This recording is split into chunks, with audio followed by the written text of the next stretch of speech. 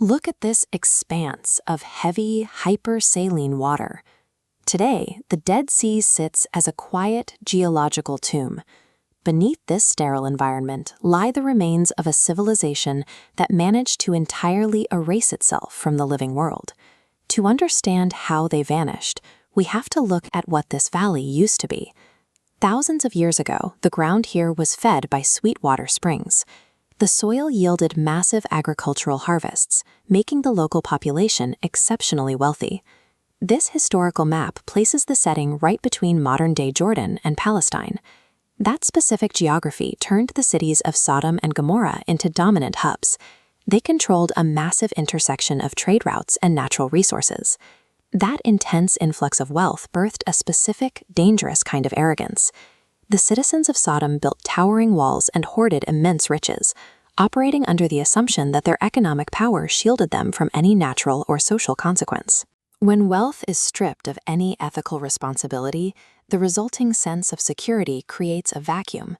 In this space, a population loses the ability to recognize the risks of its own behavior, believing their status makes them untouchable. The decay in Sodom happened gradually. What started as hidden, individual acts of indecency slowly crept into the daylight. Eventually, these behaviors were brought into the public square, celebrated in open gatherings, and woven into the everyday cultural fabric of the city. Their laws broke down to serve their desires. When large merchant caravans or solitary travelers passed through the region, the society weaponized its own legal system against them. The citizens actively preyed on the vulnerable, looting their goods and subjecting them to physical abuse under the protection of local authorities. As the layers of this diagram suggest, vast resources feed a cultural ego, which eventually sharpens into the systemic abuse of the vulnerable. The broader the wealth, the more focused their exploitation became. The fatal flaw of Sodom was the proud, structural celebration of this abuse. They claimed total control over their actions, arguing that their prosperity gave them the right to rewrite the rules of hospitality into a system of theft. Into this blinding decadence arrived Prophet Lut, traveling to the Levant alongside his uncle, Prophet Ibrahim. Lut was assigned to Sodom with a singular, purely ethical mission: to reintroduce human decency to a place that had forgotten it.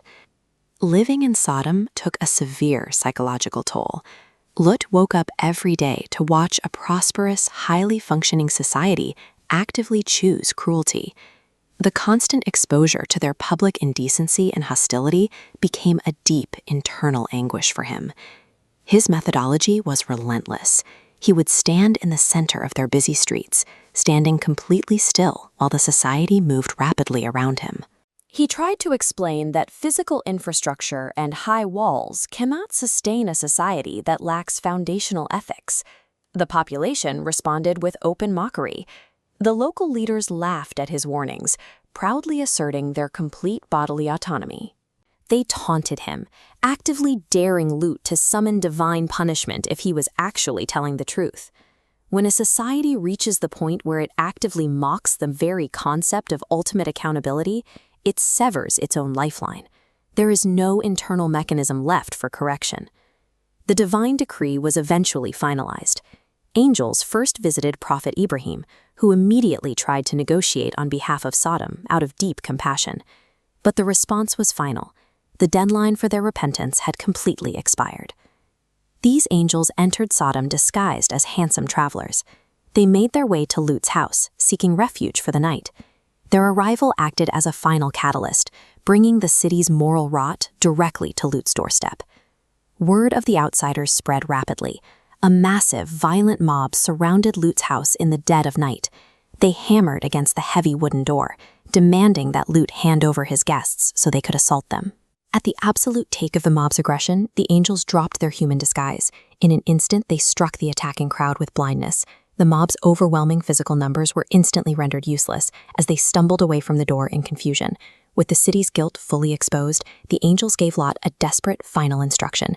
He was to gather his family and flee into the dark immediately. Under no circumstances was he to look back at the city. The extraction of Lot and his family signaled the end of the city's window for reform. With the only voices advocating for empathy removed, the city's last connection to a stable ethical framework was severed, leaving it open to the consequences of its own actions. As dawn broke, the landscape itself turned into a weapon. A sudden, terrifying geological inversion struck the valley. The ground fractured and lifted upward, physically upending the entire city and sending massive stone structures tumbling backward. A secondary atmospheric assault followed. A targeted rain of hard, marked stones fell from the sky. The sheer velocity and weight of the rocks crushed their hoarded wealth, broke their fortified walls, and buried the very leaders who had mocked the warnings. The erasure was total. Every street, every home, and every individual was wiped away. All the economic power they had accumulated provided no physical protection. Returning to the present day, we see the aftermath.